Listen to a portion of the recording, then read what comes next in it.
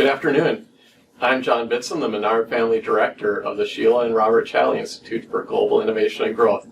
This afternoon, I'd like to introduce you to Dr. Kerianne Lawson.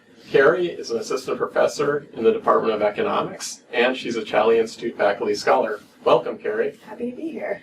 Thanks. Kerry, you have a lot of very interesting research that's related to law and economics, related to the quality of institutions, and entrepreneurial solutions to important societal problems. What kinds of questions do you aim to tackle with your research? Well, I try to understand how the role of government can affect matters of health and safety, security, crime, and so through that I use measures of institutional quality like economic freedom and political freedom, try to understand their role in how our society functions. Oh, excellent. And you recently presented something on the Kylelam project. Could you just maybe explain that project? Because I think it's super interesting research that you presented. Absolutely. It's a home titling program in South Africa.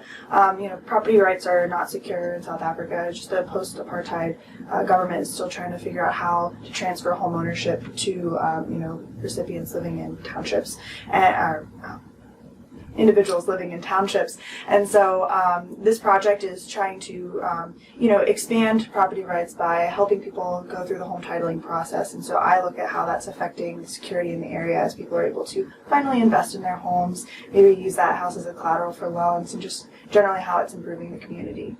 Yeah, that makes a lot of sense. That's great. And your research is obviously very important. Could you talk about some of the impacts that your research has on society?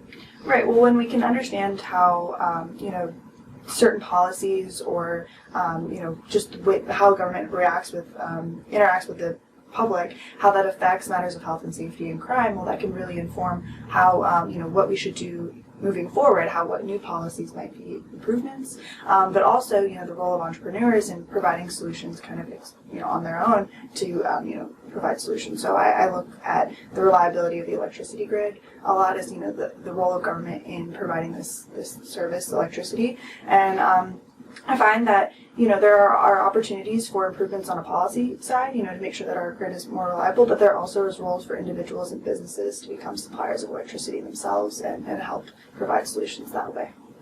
That's an excellent point, because a lot of times entrepreneurs or individuals think of solutions that some expert, I guess, maybe wouldn't think of, so that's an excellent point. Mm-hmm. Are there additional questions that you'd like to tackle in the future with your research? Right now, a lot of my work is in an international kind of space. I'm looking at programs in South Africa, like you mentioned, and so these problems are not unique to the developing world, and so I think that there are a lot of applications to property rights enforced, like well-defined private property rights in the United States.